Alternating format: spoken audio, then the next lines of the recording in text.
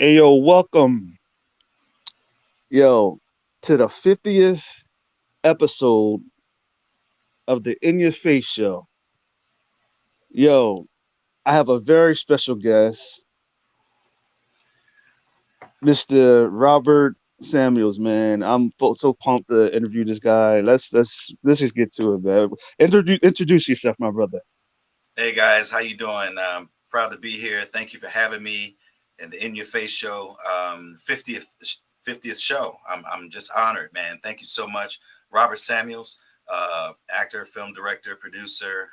Been doing it a long time, and I'm just happy that you guys have me here. Thank you so much. Well, you're welcome, man.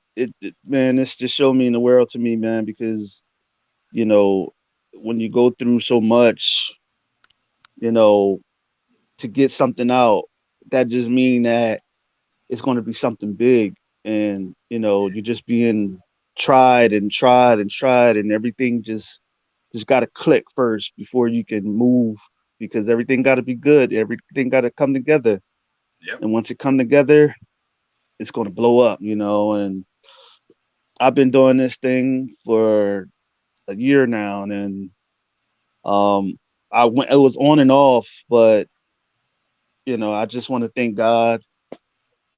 you know um Without him, nothing is possible. Amen. Straight like that. Nothing is possible. Nothing can be done. So I thank him, and I think the people that's been watching, that's been down with me from the beginning, man. It means the world to me. It really does, and y'all don't know how much this mean to me, man. But man, I'm just so happy. Sorry about that. Okay, man. Sorry. um, but yeah, man. Mr. Robert Samuels, man. Where do you, man? I got to get the questions out. Sorry about that. Oh man, so what is it like being in Hollywood, man? What is your Wow. That's I never really looked at it like being in Hollywood, but I guess that is the case. I've been doing this for a long time, since the '90s. I've been very fortunate to continue to work. Um, my career started in Hong Kong. Um, I lived with Sammo Hung. Most of you guys may remember him from Enter the Dragon. He fought Bruce Lee in the beginning of the film.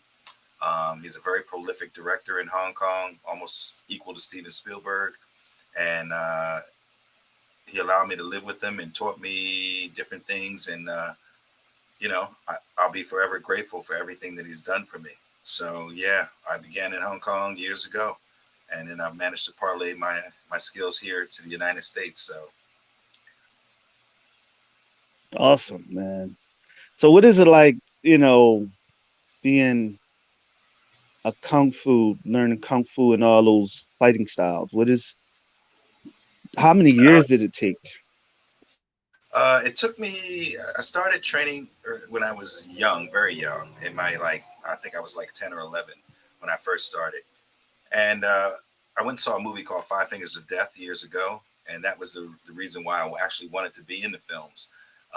Ironically, the first film I ended up doing in Hong Kong was with the actual actor from the Five Fingers of Death. So it was almost like it came full circle. I idolized this man on screen, and then my first big break, I ended up doing a film with him. So dreams do come true. But yeah, I studied martial arts for many years in Philadelphia. I studied under Maurice Tunstall. He studied Hung Gar and he studied Southern Praying Mantis. Um, I was a Bruce Lee aficionado before I went to him. And then finally, he just said, "Listen, you want to learn the real deal? I'll hook you up." And he taught me the five animal system, Tiger Crane. And I just stuck with it throughout my teens and my early 20s. Ultimately, I stuck with it because I had one goal in mind, and that was to do action films, particularly films in Hong Kong. Um, at the time, I didn't think it was possible, but then when I started seeing people like Ron Van Cleef, Carl Scott, other black pioneers that started work in Asia, um, I knew that it was possible. So, fortunately to this day, both of those gentlemen who I idolized on screen watching, um, one is my godfather and the other one is my uncle. So, I'm honored that the people, the African Americans that I witnessed on screen, had such an indelible impression upon me, and now I know them in my own personal life now. So yeah, life does come full circle. But you know, studying martial arts for many years here in Philadelphia and New York, and then in the early '90s, I went to Hong Kong, and that's when I started training in Hong Kong with a lot of Hong Kong action stars. Awesome, awesome, awesome. So, do you feel that Hong Kong has not Hong Kong, Kung Fu and all these fighting styles? Do you think they have evolved, or do you think that they're the same as since way back? Oh no, it definitely has evolved. Back then, it was celluloid. You had film; it had to be processed. There was a procedure with filmmaking. Um, then you have the advent of digital technology, which allows pretty much anybody to kind of create content now. Years ago, the studios had a monopoly on the system, meaning they own the actors, they own the films, they own the distribution houses, the theaters where they were shown. They had a monopoly. So if you weren't in, you just weren't in. With the advent of digital technology, that opened up a whole new realm where people like you, me, and everyone else can have an opportunity to make films, quality films, and be noticed. So yeah, there has been a change. As far as martial arts is concerned, it has evolved as well. With that being said, you had your old Shaw Brothers and Golden Harvest early fighting where a lot of jumping, punching, kicking, and then you went through your phase where there was a lot of wire work, where they fly them around in the air and do special techniques. And then lately, it has grown on to incorporate other things, breakdancing, parkour, a lot of tricking, things of that now are intertwined in how martial arts is presented on screen. Um, Gone are the days where the old John Wayne Hollywood punching and kicking took place. That doesn't happen anymore. Most Hollywood productions now outsource the action to prominent action directors from Asia, since a lot of them have migrated from Hong Kong since the business has dried up there. Um, and there's some notable ones. One in particular is Andy Chang. He's very prolific. He's probably one of the best action directors going right now in Hollywood. He did Shang-Chi. He did Into the Badlands. He is my older brother in the Hong Kong Awesome. Stuntmen's Association. So, that's still on my bucket list. I still got to work with him. He's the only one I haven't. But yeah, it has changed the way action has done, but it's only improved, and it can only get better Right, from here. right, right, right. Awesome, awesome. So when it comes to all of these action films that is out now, like who are the main people that you see that you've seen years past? Who do you see mirrors their authenticity the way they are in a new in in entertainment when it comes to action films today? So there are a number of notable individuals out there now that are making their mark, have made their mark, or are going to be somebody to be reckoned with. A couple of them. My nephew Terrell Cota Bullock. He's new. He's a young talent. He's just starting out in the business, but he's done some projects. He's made a lot of noise, and to me, I think he's going to carry the torch as far as like the most promising black action star for the future because he's young. Mm-hmm. Next, I would say Maurice Crump. Maurice Crump is one who, um, without a doubt, he's from The Protector. He worked with Tony Jaa. Uh, the guys, he was one of Panay's only American students. Um, and he's done very well. He's worked with the RZA and things of that nature. And he's one that he also taught Chadwick Boseman how to fight for Panther. So he's one that people need to look out for. And there's some other ones out there that are pretty good right now, and they just need an opportunity. But those two come to mind off the top because, of course, they're African American, and you know, I always want to make sure that I promote people of color to make sure that they get an opportunity to be leads in films as well. A lot of times we were relegated to being supporting characters and gimmicks in films, and now I just think things have changed now where Hollywood sees that we can actually lead films and carry the box office. You know, hats off Right, to right. a lot of the prominent directors that give African Americans an opportunity right now. One of my favorite African American directors out there right now is Antoine Fuqua. He's brilliant. He's just a brilliant action director, a brilliant director in general. So slowly but surely, you know, we're all getting an opportunity to shine in front of and behind the scenes. So honored for that. Honored for that. Well, there's one person that I actually grew up watching. His name is China McCoy, man. This guy, China McCoy, my man. Yeah, yeah, China. man. Yeah, like I I've grew never up watching him. I've never had an opportunity to work with China, but I've seen China's work. China worked in, no pun intended, China for a while. He did some projects out there, you know, and I know he worked on The Matrix as well. So yeah, he's definitely one of the future action stars to watch out for. I wasn't even thinking about the West Coast. I was concentrating on the East Coast, but yeah, he's definitely China McCoy is definitely one to look out for. I know he's got the Bane project that he's working on.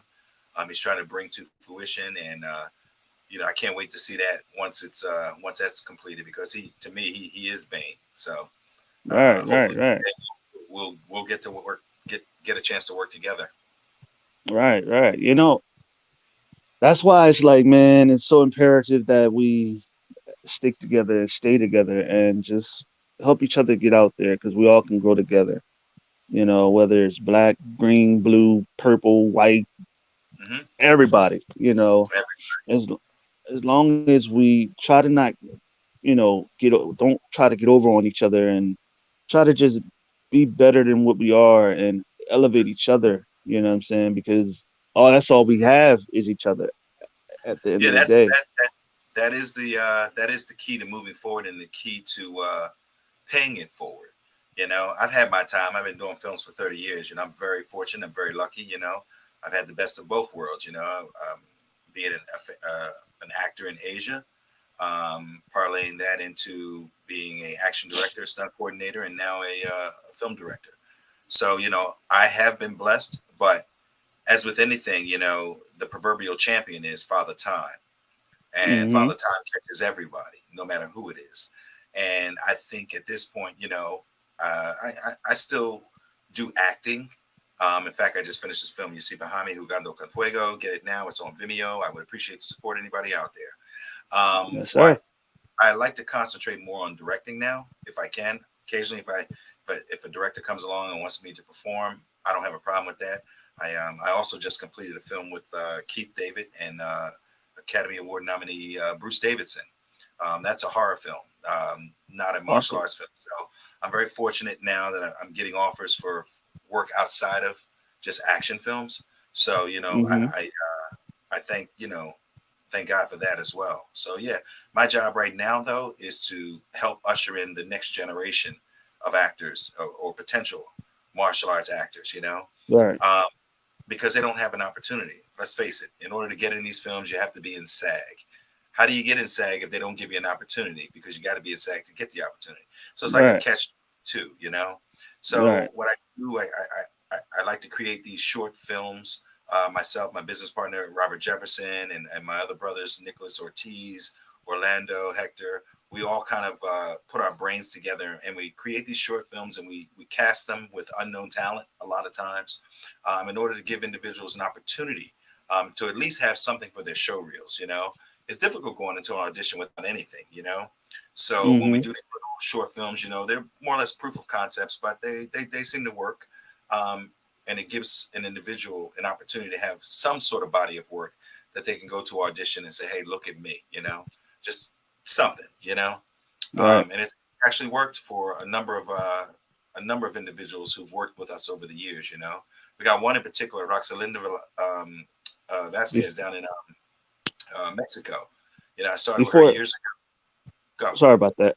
Yeah. Before films is in the house, Oh, Robert Jefferson. Jefferson. Yeah, it's my business partner. Yeah. Him and I Awesome, together have awesome. been doing these films for years, you know. So he's the producer of this film and every other film that I've done too. Well, So hey, it works, man. It works. it works. It Look, works. If you get a core if you, team and that core team works well together, you lock it in. Nothing exactly. is perfect, but strength are in numbers, and we seem to be able to attain more when we stand as a unit, as opposed to everybody feeding each other's egos and ego here, ego there. That's not how we operate. We're about the business of film and making film. Right, So right, right. So, okay, when it comes to becoming a martial artist, how many years do you have to have in order to become a true martial artist? It depends. It depends on what your ultimate goal is for learning martial arts. Some learn martial arts simply for health purposes. Some learn martial arts for self defense. Some learn martial arts, a la myself, in order to one day maybe want to get into movies. Some learn martial arts in order to open up a school.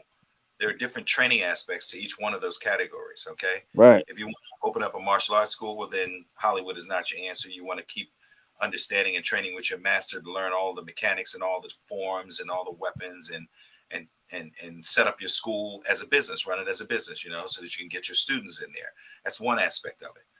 Another individual may start in martial arts, and that may take years for that particular craft to master it enough to be able to teach. Then you have another group that may want to learn self-defense. Simply that may not take as long.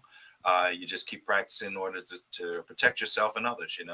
Um, Myself, I wanted to get into movies, so I started at an early age of studying martial arts, and that tutelage just carried me throughout my years up until where I'm at right now. So everyone studies for different lengths for different reasons. And just because you study martial arts doesn't mean that right, you'll be able to do martial arts for film.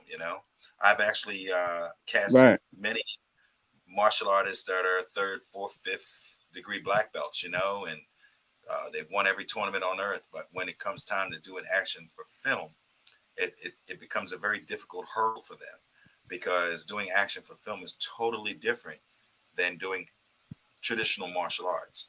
And I think that's where a lot of martial artists get caught up. They want to do martial arts films, but there's a certain there's a certain group of training and techniques and reactions and punches and kicks and timing and everything goes into learning martial arts for film. That's a completely different medium as opposed to traditional martial right, arts. So that's why sometimes it's difficult for martial artists per se to make the transition to martial arts for film, because where they've mastered the techniques and everything, now they have to build into the concept of always being mindful of where a camera is, always being mindful of the other actor that you're sharing a scene with, always being mindful of, when that actor throws a punch, how you have to block it and strike and not actually hit them, but make it look like it, reaction, things of that nature. There's a whole different repertoire of skill sets that are involved with learning action for film. right, right, right, right. Awesome, man. Like I didn't know it was that intricate. I didn't know it was that intricate, man. It Yeah, was because I always watch like what's his name? I watch Jim Brown and yeah. oh man, like what's that movie called with when they was gang members and it was Are you talking about the gangs took over the gangsters? Original gangsters. what'd you say? Original gangsters. Yeah, yeah, yeah, yeah, yeah. The Original original. Gangsters. Yeah, yeah, yeah, yeah. Yeah, Hmm. I used to watch that all the time when I was younger, man. Like I still Yeah, watch it when I'm older. Yeah, yeah. I mean, that's look, a that's man. a classic. That's a classic. It's a film that has three very iconic African American actors who, in the black community, they're royalty, because like they've gone through every level. They survived the black exploitation phase, to Hollywood taking notice, to them, being able to get great films, and then their careers are respected as they should be, but they Right, had it very difficult because they started back in the 60s and the 50s, where the opportunities just really, it really wasn't there. So, hats off to them that they were able to overcome the odds and make it in that way. I remember Jim Brown at right. 100 Rifles.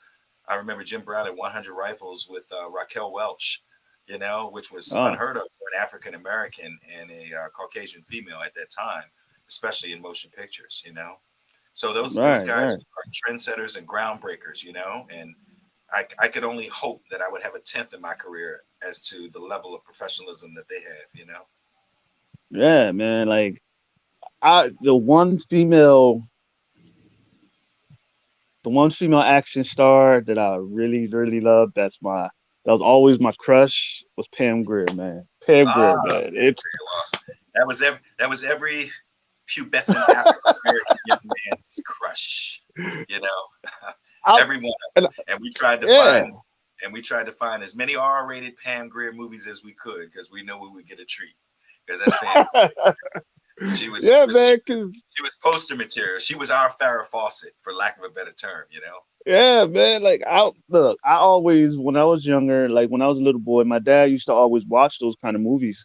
Yeah, He would watch Antonio Vargas movies. Antonio Vargas. Um, It's my man. oh For real. man, oh man. What's those movies called? What's that movie called? Where the dude was a pimp. I forget his name. I forget his name. You're talking about the TV Dolomite. show Dolomite. Dolomite. Oh, Dolomite. Rudy Ray Moore. Yeah, Dolomite. You Watch used to out, watch you. Dolomite. You know what? Yeah, Dolomite, man. Like my dad would watch all those movies, and I would watch it with him because I like those kind of movies because Yeah, yeah. it I shows mean, the when you watch them today, they actually pale in comparison to, like, sometimes some of the things that went on, and it's almost comical now. But back right, then, it had such an indelible impression because we had nothing else in which to judge by. You know what I mean? right. So, but those are the pioneers. Who else?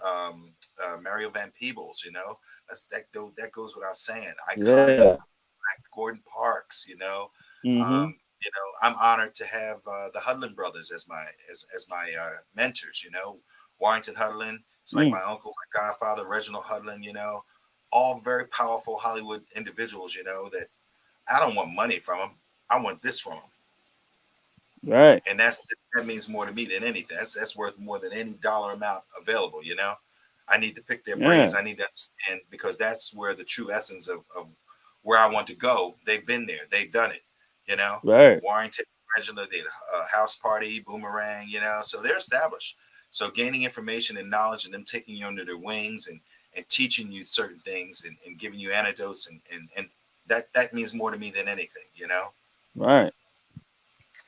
And that's one of the things that I've always learned, learning from older people, older folks, Hmm. and taking that and running with it and Yeah, building yourself up as a person because you're not going to always have those people.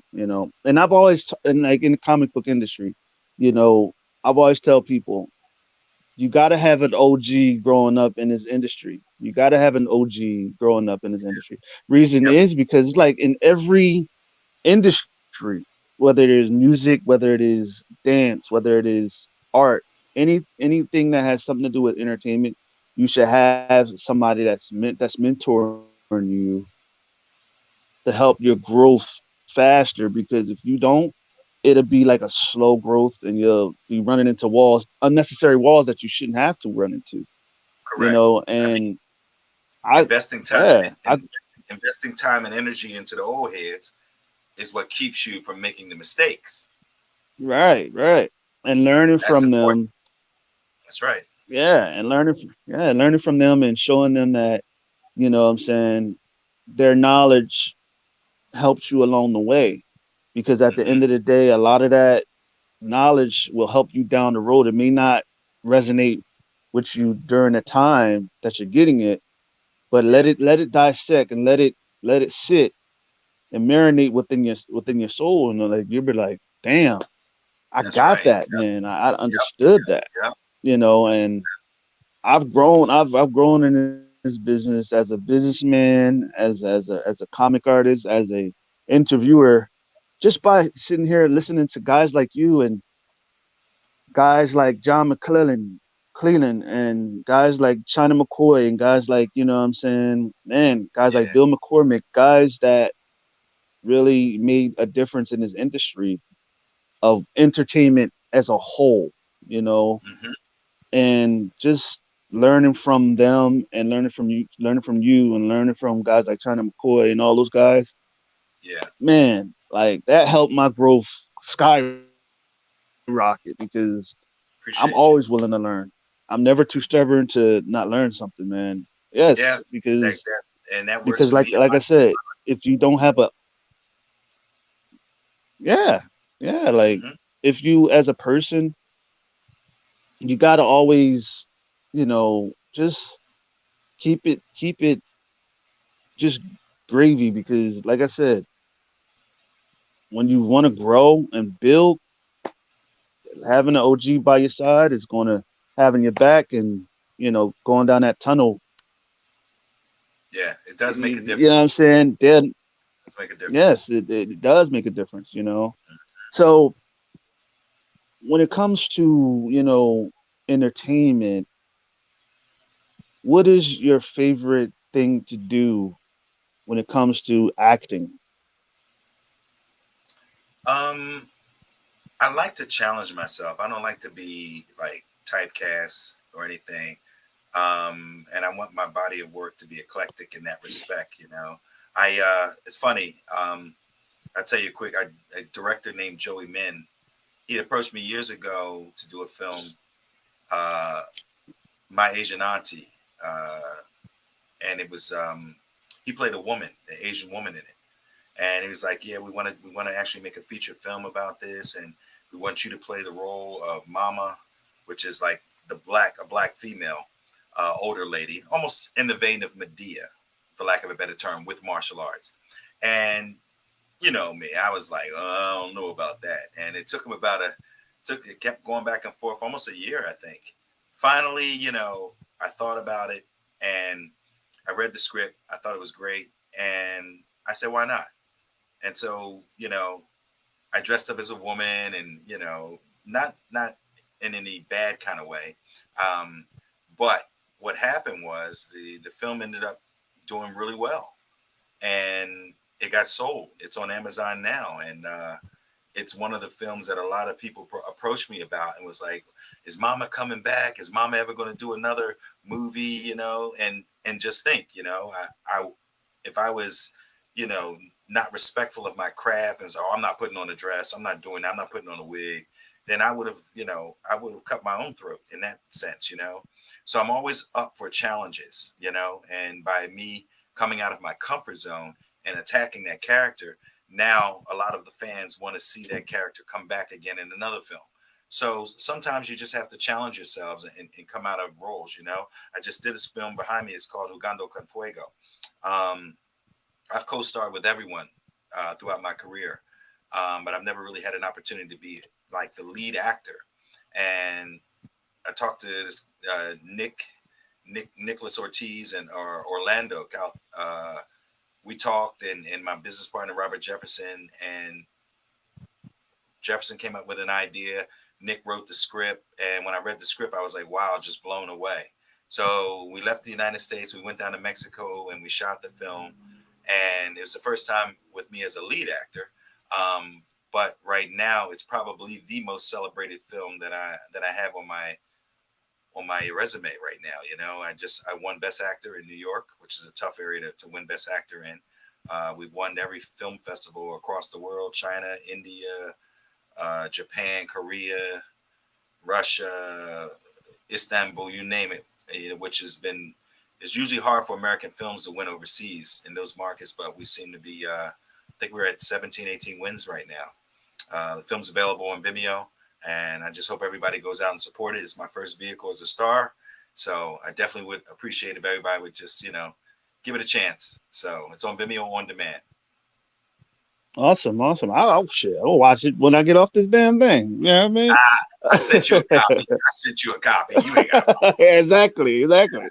Yeah, I mean, but yeah, man, like when it comes to what would like the movies that you've done, out of all the movies that you've done, Mhm. Robert Jefferson said Greece, HK, and Japan. Oh yes. Yeah, In, yeah. in See, addition to the festivals I mentioned, those are the other countries. oh wow. You've been all over the world winning. That's what I called a versatile actor. Yeah, man. Like, man, you've done a lot of damage in the industry. Yeah, I've Yeah. learned from look. Listen, I just, I've always judged myself by letting, everyone knows what day they get here. Everybody knows their birth date. Hmm. The day you leave is written. You just don't know that one. But the but Right, where you right, but where you're most be remembered is the line that connects both points, and that's what I strive myself to make sure that that line is indicative of my character and who I am as a person, because that's where I'll be remembered. It's not the date you get here nor the day you leave. It's the line that connects to both points. That's where you will be remembered. And that's why I right, treat people with respect, and I give, people opportunities where they wouldn't have opportunities. And sometimes to my detriment. But I'd rather fall on my face than try. I never want to live my life right, saying I wish I had of, why didn't I should have, there are many people that, hey, when I was young I could have did or I should have. No, I'm one that, even if you fail, try. At least you can say I right, tried. I failed, but I tried, you know. But you'll right, never know unless you try. So, right. So, what are the things that you struggle with, and but that you struggle with now till this day that you want to improve with, and I mean, and improving. um, I guess I wish I could be maybe a little tougher. My business partners, my friends, they always say, "Oh, you're just too nice. You're just too kind. You can't give people access like that. You got to, and they're probably right in some respects, but I mean, I, I want, I'm not that guy that's standoffish and that guy that, yeah, I've done a lot of stuff. Yeah, quasi slow, whatever you want to call it. But humility and humanity and treating others with kindness, that's most important to me more than anything, and helping people. And as I Right. stated, sometimes that can be to my detriment. So I just, as I continue moving forward, especially as a director, a producer, I've had to thicken my skin, to a degree, and I've had to throw out the proverbial no. I've had to actually fire some people. I recently did that, which I didn't really want to do, but I had no choice. Um, but it's through my business partners. I see how they operate in the business sense. I'm a creative person, and so Hmm. Hmm. I'm starting to build that into my repertoire now. So yeah, Right. there's room for growth from everyone, and you can always learn. It doesn't matter who it is, and it doesn't matter what level you are. Uh, you know, Right. even like when I did Made in Chinatown, even the stars, working with the Sopranos, Vinny Pastore, Tony Darrow. They've worked with Scorsese and everyone. James Liu helped co-direct it with me. He's an Emmy winner. But where I prided myself is going over to see the person who's doing the catering, talking to the person who's handling the lights, bringing them food, bringing them snacks, or and they were like, "Wow, you're the director. You don't have to do that." But yes, I do have to do that because this Right. vision can't happen without you. And I want you to understand that you don't have to be the star of the film. You're just as important to me as the main cast. And I think that Right. I think the crew respects that more so, So I'm really Right. into making sure that the crew is appreciated on any production that I work on, because it's not just me as a director; it's a collaborative process, and Right. that final vision can't happen unless all people and everyone is working on the same blueprint, on the same plan. Right. Right. That's why, it's all about teamwork and about that building that rapport with the people around you. You know what I'm saying? Hmm. Building that rapport with the teammates that you have And is very, very good. it's not just me. It's not just movies. There's music too. I can primarily catch it, but we also, we've learned that there's a marriage here with how Hollywood views things now. And the music is just important as the visual. So we managed to link up with Right. some really sound music producers over the years. Reese Tanaka. He's done a lot of music for our projects, Collective. Ben Sanchez, he's done a lot. In fact, he did a track for Hugando. And now we have another film out called Shadowfish. Shane Progetti and his crew, they cut the title track for that. So like I'm about spreading the love out. It's just not about me.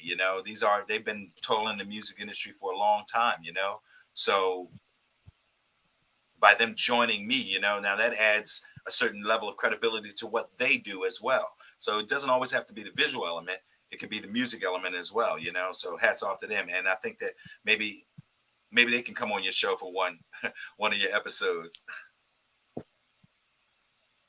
Hey, I mean, I think that if they can come on the show, if they ready for the show, hey, Oh yeah, come on and ready. I'm ready. absolutely, absolutely, absolutely.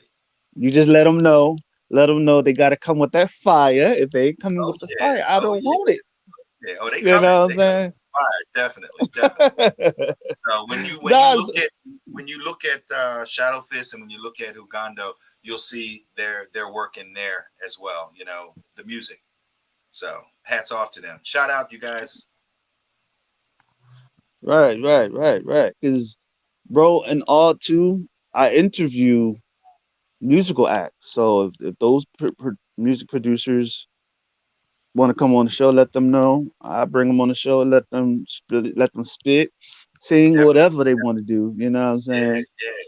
yeah. Nice, Yeah, it's all nice. about because, like I said, It's it's about all about networking. yes, bringing everybody together. Because if Hmm. you bring everybody together, then everybody can get the piece of the pie that they want, and That's everybody can build. You can build your rapport with them, and if you build that rapport with them, you build that bridge because you're going to have to bump into them sooner or later. There's oh, going to absolutely. be that bridge that you're going to have to cross, whether you Hmm. want to get somewhere or whether you know what I'm saying. Hmm. Because like if you're trying to get a track done and everybody's taken, but you want the best track done, you're gonna have to go get the best, and you're gonna have to That's right. cross that bridge. And what it would be great to build that rapport with them. You know what I'm Hmm. saying? Right now to get them on the show and build that rapport and build that personal relationship, and then when Hmm. you're ready to cross that bridge, man, you got a spot. You know Yep. what I mean? That's what it's all about to me. You know what I'm saying? Because like you said, it's all about bringing people together and giving people that chance, and helping people. That's Hmm. what I'm all about too. You know what I'm saying? Because I love people. I love to help people and give people a chance to be greater than themselves. You know what I'm saying? Yeah. Yep. Because if you don't allow, if you don't open up the doors for your brother while you're walking through it, then Hmm. you shouldn't walk through it because you don't have nobody watching your back. You know Yep. what I mean? And That's right. you're gonna need somebody walking through that door behind you because you never know what you could be walking into. You know what Yeah, I'm that's saying? right. and it's all about giving people opportunities, as I stated before. I mean, I have a lot of people that I look up to, mentors that have helped me out and guided me and got to me to where I'm at.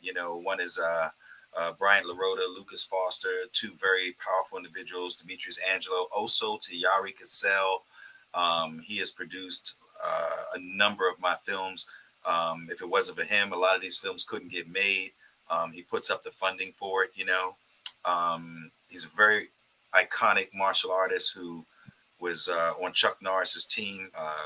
Actually performed in Madison Square Garden in front of 20,000 people and on television. That was back in the early '60s. But you know, he's guided me and he's helped produce a lot of my films, and I'm very very appreciative of him for that. So. Awesome. Like when it comes to like do you in your heart of hearts, right? In Mhm. your heart of hearts, do you think you could take Chuck Norris? I can get Chuck Norris. um, let's see. In my heart of hearts, Chuck is the man. So I'm not even gonna say yeah I can because Chuck is the man. I wouldn't even want to spar Chuck, because I'd have flashes of Bruce Lee and I would try to grab his hair on his chest. It's something I don't know. But Yeah, nah, man. I met Yeah. Chuck a couple of times. He's a very, very, very, very nice man. Very nice man. And just to share conversations with him about Bruce Lee and everything, that was the height of my career. So yeah, he's a good guy. But Chuck's the man. I'll just say that Chuck is the man. He is the man, man. I grew up watching him, Walker Texas Ranger. You know what I'm Oh saying? yeah, oh I, yeah, the yeah, I Octagon, watched all the his moves for Glenn Globus and hell everything. yeah. Yep, I he's been. actually watched him. I actually watched the movie where he was fighting Bruce Lee. I watched that show, man. Like that was Oh, the Return of the Dragon. yeah. That That's a was classic. oh my Yeah, god. Yes, yeah. that's something I'm like, man. Oh my god. Uh huh. But yeah, man. So when it comes to being a action star, where do you see yourself in a where do you see yourself down the line? You know what I mean?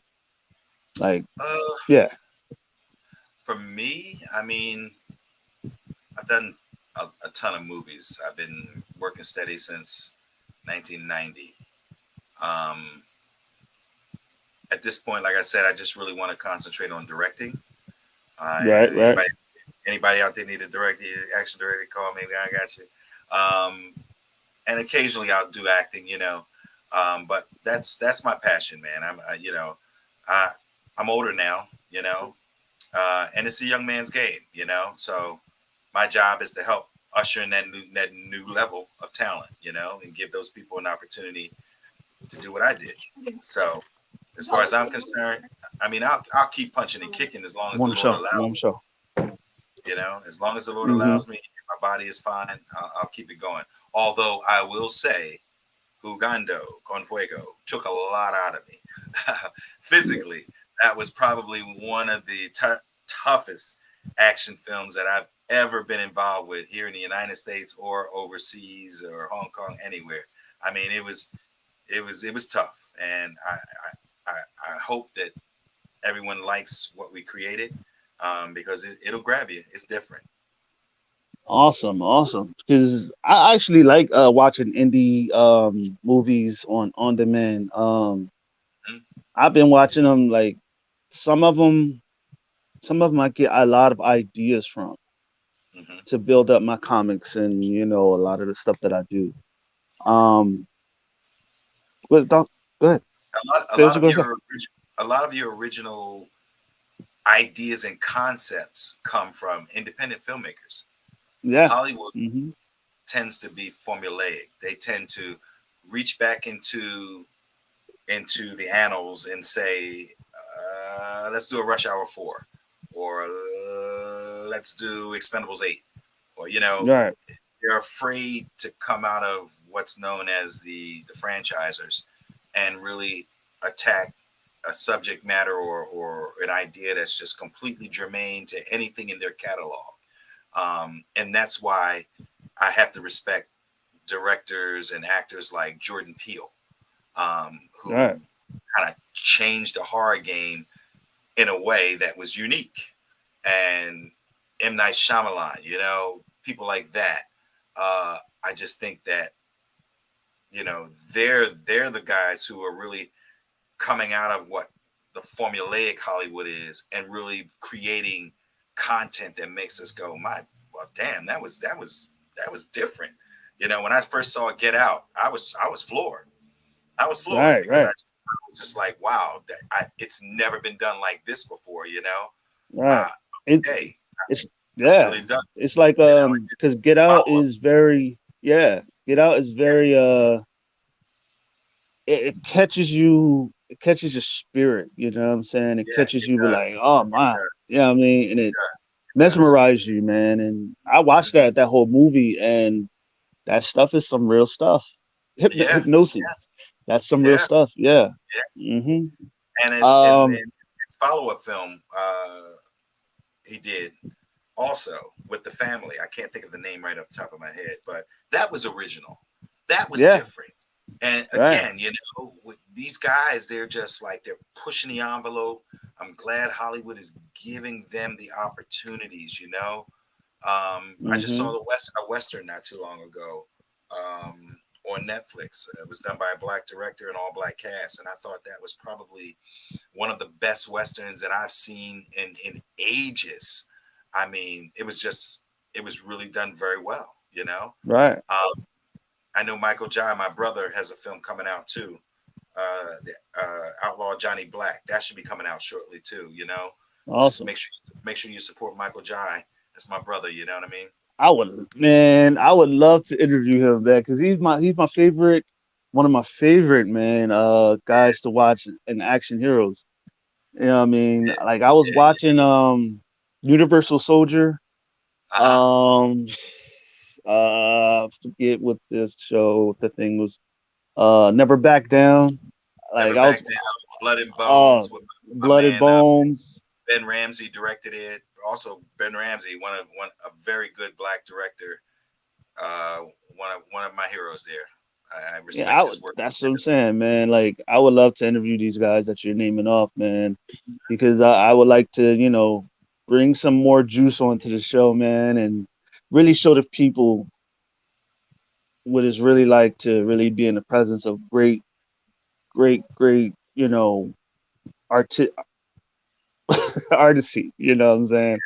Great art, and I great got being a learning from guys like that and learning from guys like you and China, it brings forth growth.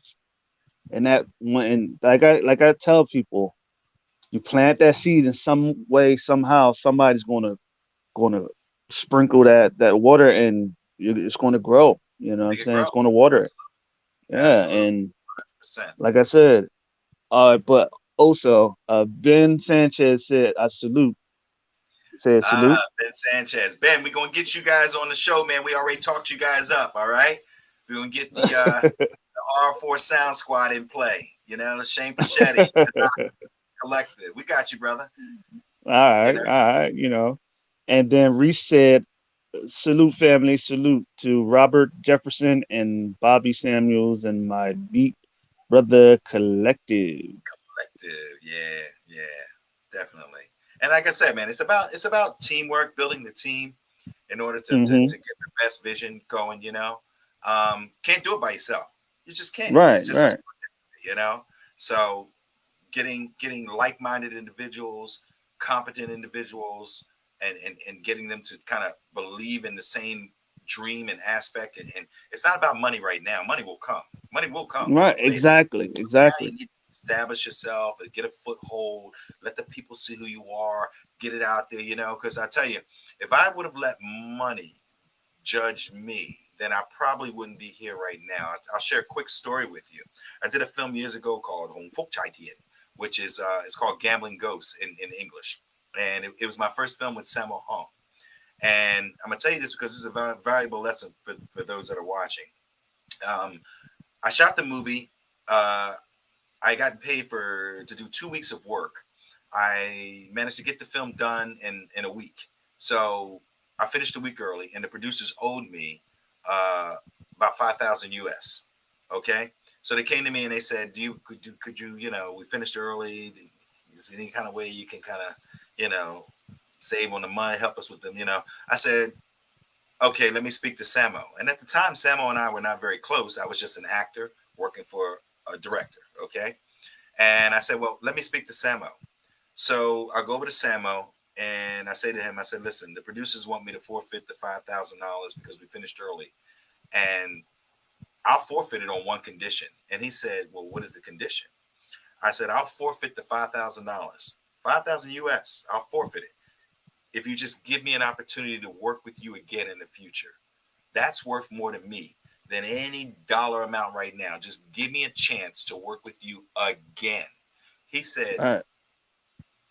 you willing to give up 5,000 US just to work with me again? I said, it's a done deal the minute you say it. He looked around, he said, okay, deal. And that was it. Now, it took about a year or so after that, okay?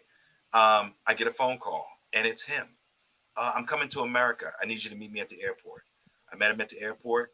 He was buying a house in New York. I got him set up in New York. He then, once he was set up in New York, he goes back to Hong Kong. I, in turn, get laid off at my job for the airlines. I call him. I say, Daigo, because he's big brother, Daigo.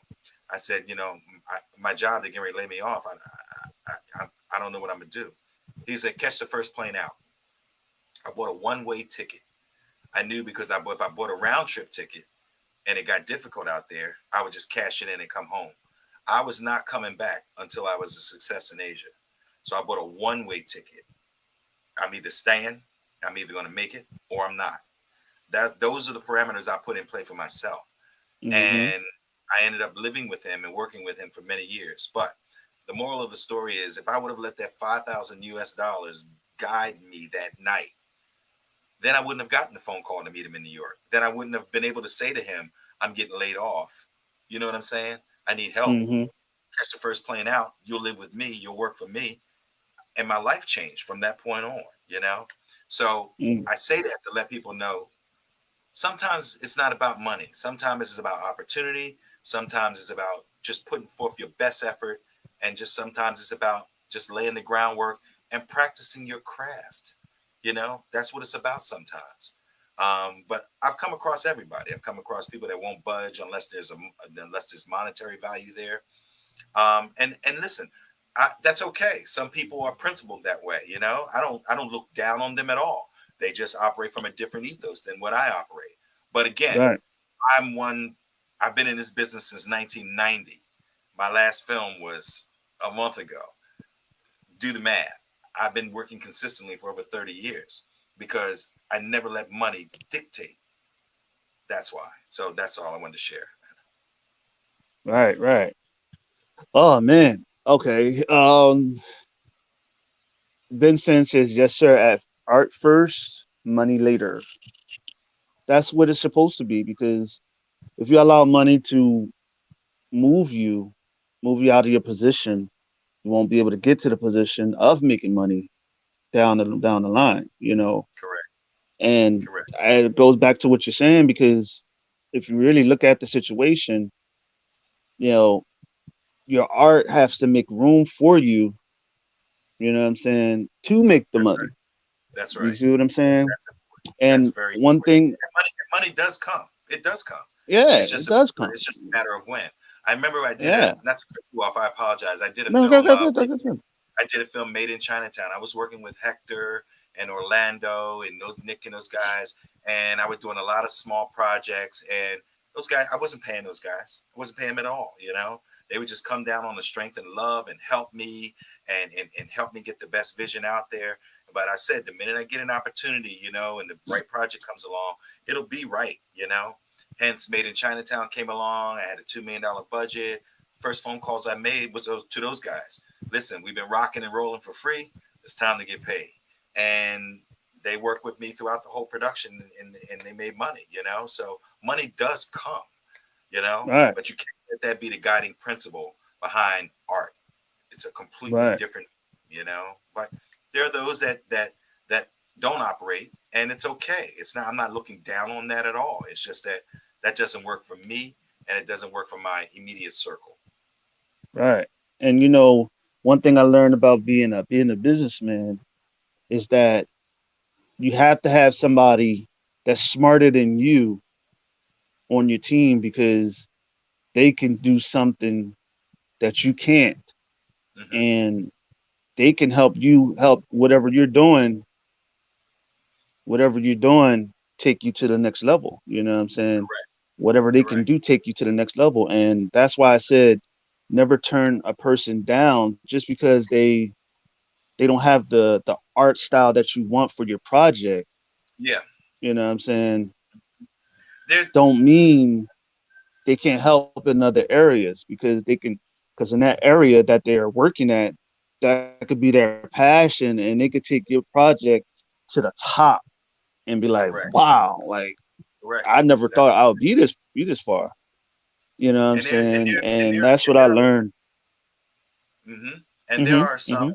there are some like young filmmakers that approach me and you know yeah I get a pretty nice check when they come through, and the first thing out of their mouth is, well, we can't afford you, and I say, well, let me hear about the project first.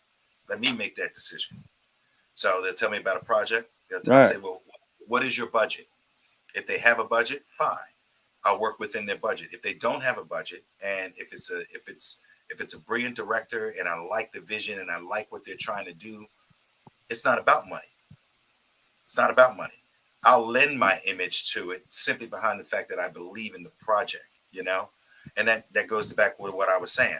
I never let money judge how I choose projects or how I move forward with projects. Plain and simple. Because a lot of the projects, we end up funding ourselves. Now, when they're small projects, we don't have a problem with that. But when they're bigger projects, we have to outsource, and we have to find investors in order to do that. So Mm-hmm. that's my point. Yeah, it's never about the budget. It's never about the money. It's all about the director. It's all about the vision. It's all about the idea and how it's going to be presented. That's really what it's about for me. Awesome. Awesome. So who is the prevalent person, the the leading person in your life that really broadened your scope of knowledge, and that was just like that you really look towards for guidance when it comes to when you're in a difficult situation when it comes to acting. Well, that would be a trifecta or four. There's not one individual that I can actually say, but there's a number of them. And now I'll start with the main four. The main four. The main four for me is Brian LaRota.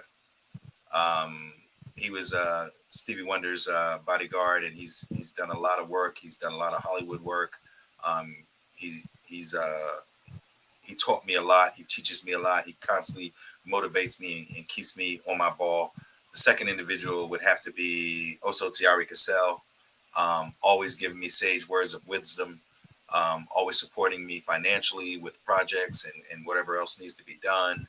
Um, Third would be Warrington Hudlin, the other half of the Hudlin brothers, Boomerang, House Party, um, major guidance, major information from him. And the next person would have to be Demetrius Angelo, of Urban Action Showcase. Um, you know, Now I say them because they're my old heads. Of course, I have my immediate circle where I kind of troubleshoot things with. That's Nicholas Ortiz, Jefferson, Orlando, people like that, Angel Brophy, those guys. I always keep but when you're looking for that sage wisdom, that OG wisdom, I got to Mm-hmm. go to the old G's and get that wisdom and get that knowledge. So those are the guys. The four that I mentioned are the ones who have the most indelible impression upon me in my career at this particular moment. That's awesome. Very awesome because when you look at all those four people, Hmm. you know, Oh, where do you think? and I'm sorry, I forgot one. Uh, Jason Santi. Okay, okay, okay. Jason Santi. So with all those five people, right? Yeah, you have me left. All right, with all those five people, right? Yeah. Where do you think you would be without those people in your corner? Ooh, I would have fell on my face many times. I would have made some wrong Yeah. turns many times. I wouldn't have been able to get done half the work that I got done without them. Right, So right, right. that's it's saying a lot because they're that valuable in my line of structure of values. They mean that much to me. You know, Okay, okay. mean that Very much to me. awesome. Very awesome. And they're all established. They're all they got their careers. They're well known. So it's not about oh, let me latch onto them so I can get what they got or be next to them and this and that. No, it's not about that.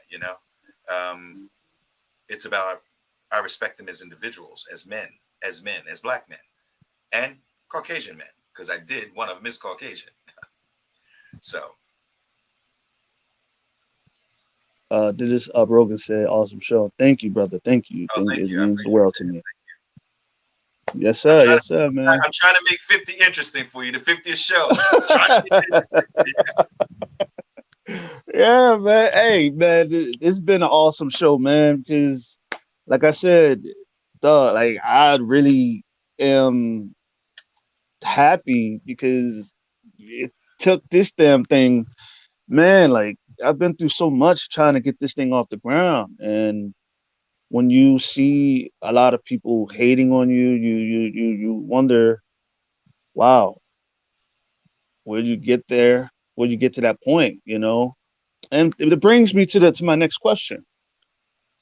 Was there a lot of haters back then, and is there a lot of haters for you now that you deal with? Well, that's a very interesting, and I tell you what, that's the first. You're the first person that's actually asked that question in all the interviews that I've done. Let me phrase that a certain way. There's always going to be haters. There's always going to be Yeah, haters. Um, there's always going to be those that support you. How I deal with my haters, I show them love. I show them compassion. I show them the opposite of what they're giving, so they don't affect me. Um, and I think a lot of times I got haters is because I'm a principled person. I have a moral compass and a moral fiber that I don't deviate from because it's important. I will tell you about yourself, and sometimes people don't like to hear that. I'm completely honest. I'll tell people, you may not like what I have to say, but I'm just going to say it because I wouldn't be doing you I would not be doing you justice if I were to sugarcoat it or not tell you the actual truth. I'm not your friend, or associate, or however you want to label me. So yes, I do. I've had haters coming up on both sides, East Coast, West Coast, Asia, all over the world. But my supporters outnumber my haters. And that's sometimes right. I don't even have to hate. My supporters will handle that as far as the haters, I can Exactly. just keep Yeah. my mouth shut, because they understand me and they understand that, I'm a God fearing person. I'm a principled person. I was raised by women. I respect the vessel of life, which is women. Um, and, there's nothing you can do to shake me as long as I got God. You can't shake me. That's And I right. think that I keep winning because I don't compromise on my integrity or my moral compass. I'm not that guy. I'm just not going to do it. If you can't curse on the show, can you? Yeah. Go ahead. Say what you feel. If you're a fuck up, I'm gonna call you a fuck up. If you're fucking up, I'm gonna tell you you're fucking up. I have to put it in those terms. You know, I had to learn a hard lesson growing up. I was kicked out of Catholic school. I was expelled from public school. My parents had to put me away. I went to military school for grade school up until high school. So that was probably the best thing that happened to me because it gave me structure and discipline. Um, with the way the world is today, everybody is out for self, and nobody really is about helping each other. You know, and just the way the political situation is in the world today. And I'm not talking Democrat or Republican. It's just in general, just the way the temperature is in our country. It hurts my heart sometimes. It really does. But as with anything, as long as you continue to show compassion for those that hate you, show love to those that hate you, don't compromise on your integrity, keep your moral fibers adjusted, you can't go wrong. You can't go wrong, you know, because I know Facts. there's a God, and we That's all, right. listen, we're all here temporarily. Let's face it, Right. we're all under contract. You are born to die.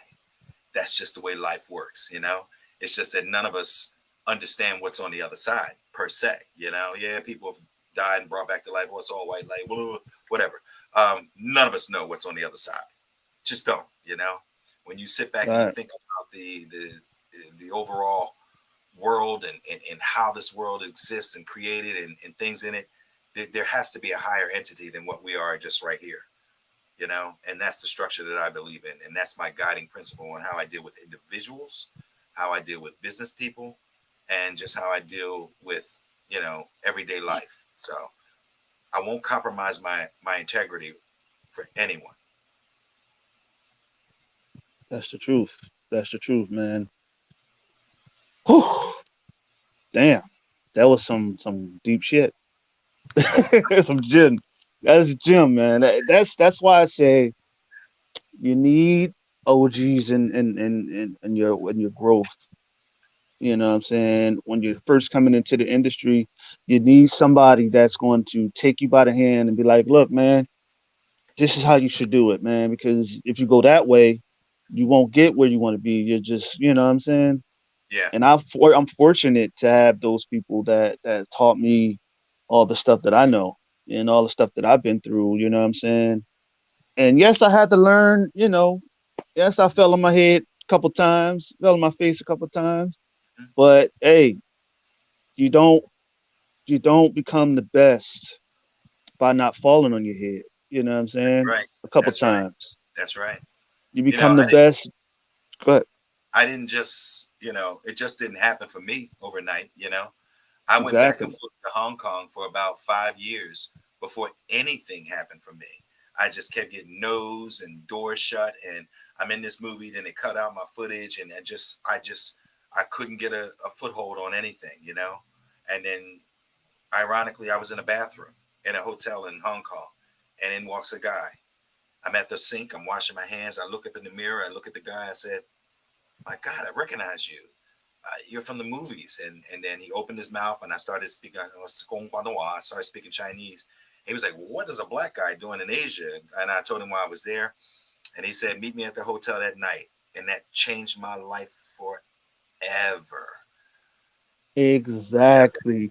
forever. What, So and you just that's why I don't know. said, You just don't know. yeah, yeah. You just don't know when you come on a show. You don't know who's watching. Hmm. You could get your life could be changed in a second, just like what you just said. You could be in a bathroom with somebody and shitting on the toilet, and you know somebody could come in the next stall, and you just Yeah, sitting there talking to yourself, thinking, and yeah. all of a Full sudden, you know, talking. full disclosure, we were at the sink. Full disclosure, we were at the sink.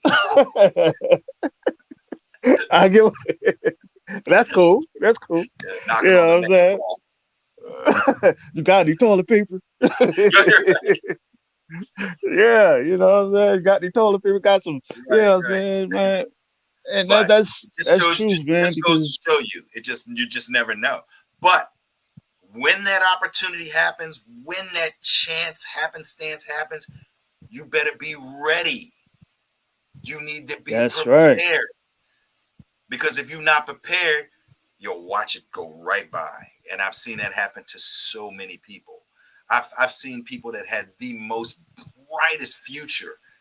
I was just like in awe of the potential, and they're their own worst enemies, showing up late to set, smoking weed, doing whatever they want to do, not respecting the project, not respecting people. Just, you know, it's just, and they're their own worst enemies, you know, their own worst enemies. It's almost Right. like they're in self-destruct mode. Mm, And it's sad. And there's no, I'm not putting names or anybody like that, because that's not necessary. But I'm just saying in general, things that I've dealt with with people that I've been involved with in my life. right. And that's a great assessment because man, like I've seen it happen too, where you know a lot of guys have the brightest future. They you see how talented they are, and all of a sudden, They self-destruct. yes, and I'm like, how did you what you know? Yep. And it becomes a you know, and you'd be thankful that you didn't make those moves and you didn't make that you know situation. You know what I'm saying? And that stems truthfully that stems from opportunities being given to them instead of earning Bingo. them. You know what I'm Bingo. saying? There you go. That's a And that that, I, you said the key word. You said the yeah, key word, like man. That's right.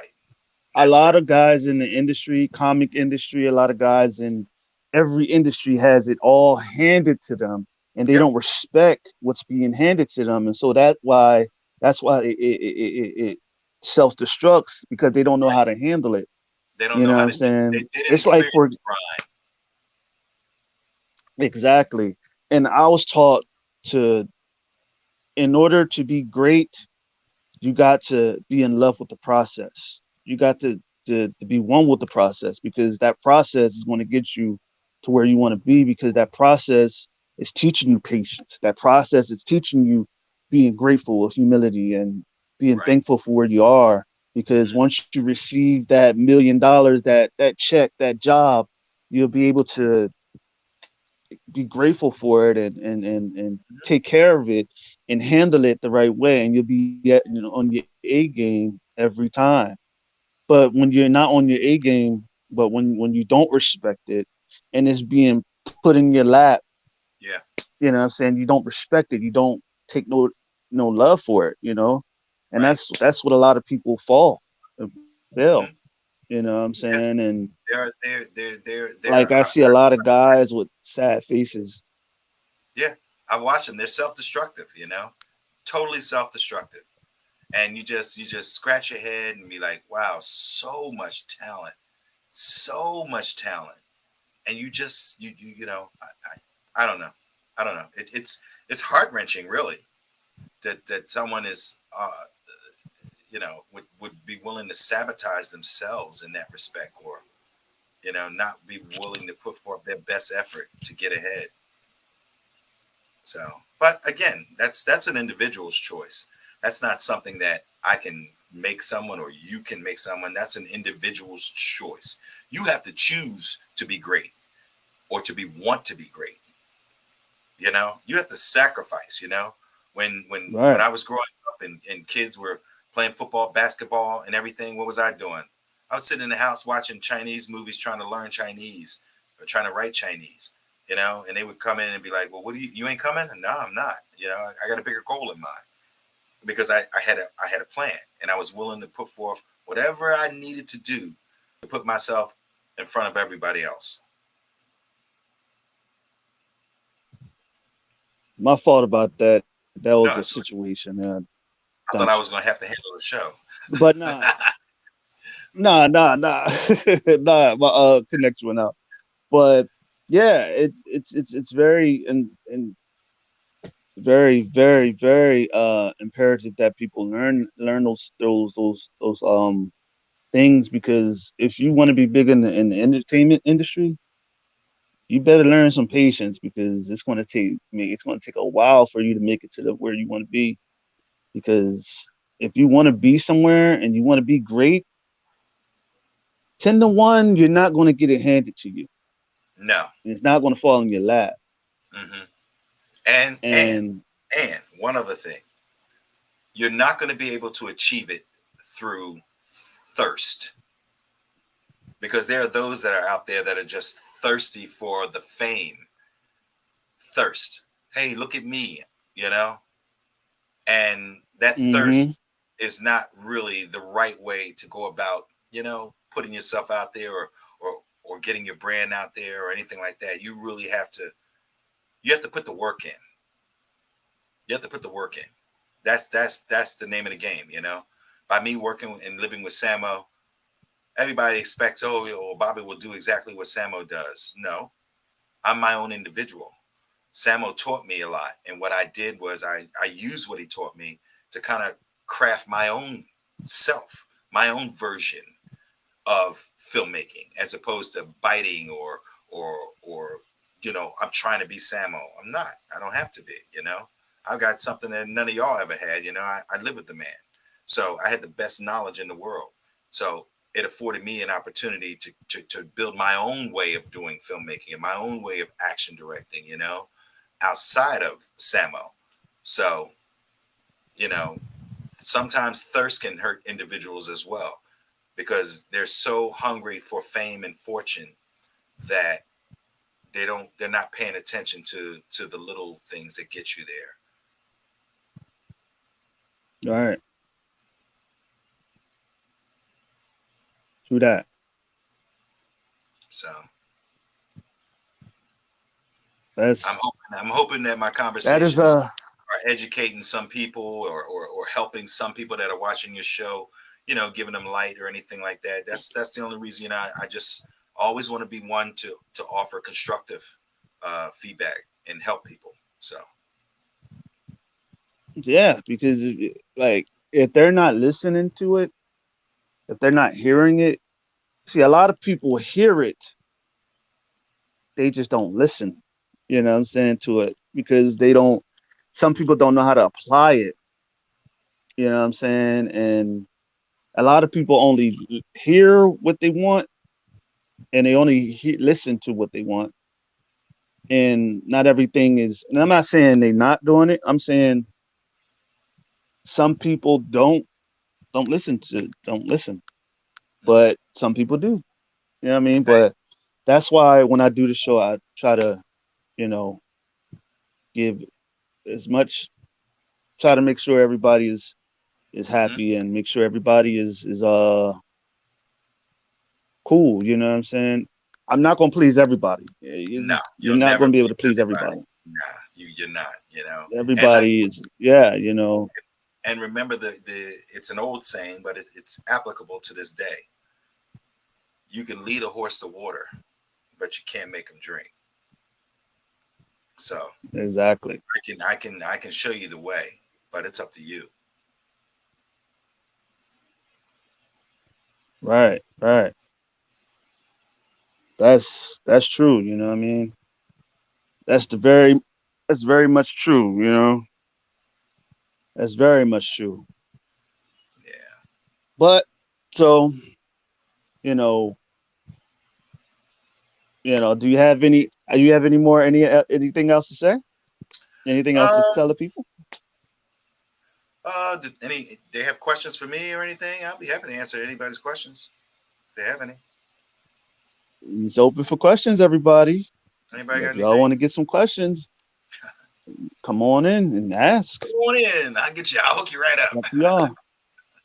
It's Nah, up to that's okay. y'all. Up to y'all. Whatever y'all want.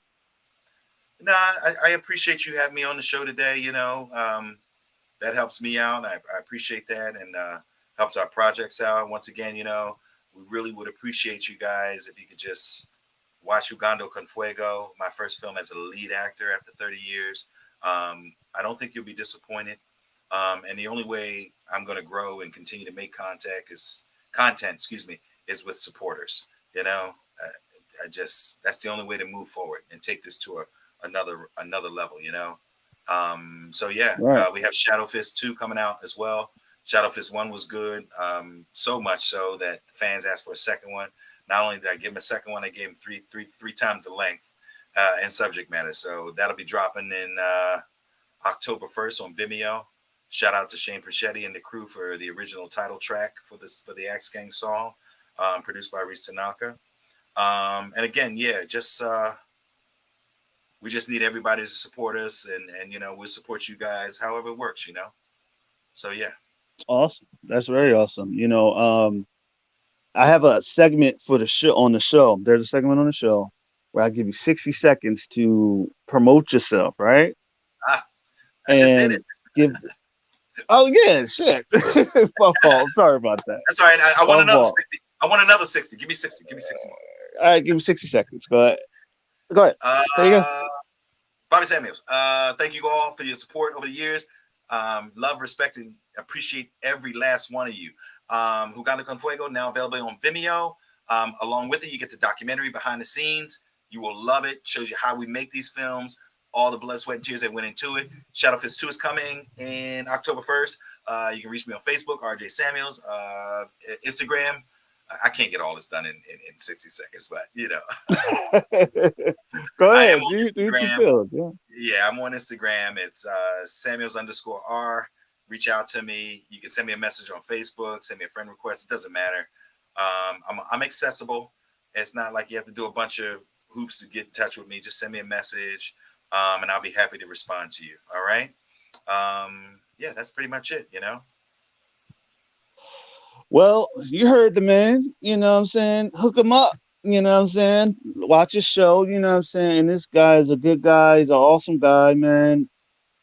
Uganda, con fuego, con fuego, con Ah, fuego. tu habla Uganda, español. con fuego. Jugando I con wanted to fuego. say that. Right. Which in Uganda, English con is fuego. right. Which in English is playing with fire. Playing with Okay, fire. playing with fire. We're gonna say And that that like that. and that's exactly what that is. So I guarantee you will enjoy it. All right. Shout out to director Nicholas Ortiz because none of this would have been possible without his brilliant directing on that. Hector Sorio for action directing, Orlando, Angel Brofree, my partner Robert Jefferson, Ziari Cassell for producing. So Mark Wiley, everybody, and just my cast in Mexico, my producers in Mexico. I always like to say thank you, Giselle Mackey, Giselle, uh, Daisy, Sandra, James, Jason, everybody. I love you all. Thank you all so much for helping produce this film, Flora. Well, that's all. That's all that we have. Damn, that's all we For today. have for y'all for today. I'm stuttering. I'm so happy. That's all that we have for y'all today. And it's been well, and this has been the 50th episode of the In Your Face In your face show. show. Ah, Thank you so and much we for out. having me, man. I really appreciate that, man. Thank you so much. Yeah, man. Anytime you want me to come back, I'd be happy to, man. I'm gonna set it up with my producers, my music producers. I think that Hmm. get them out there too, so they'll be happy. I'm sure. Yes, sir. Yes, sir. I mean, let me take us out here. Huh? We out. Thank y'all. Thank y'all Thank so you. much. Thank you, God, for everything you've done. Always. And we out. Peace. Peace and hair grease? Nah.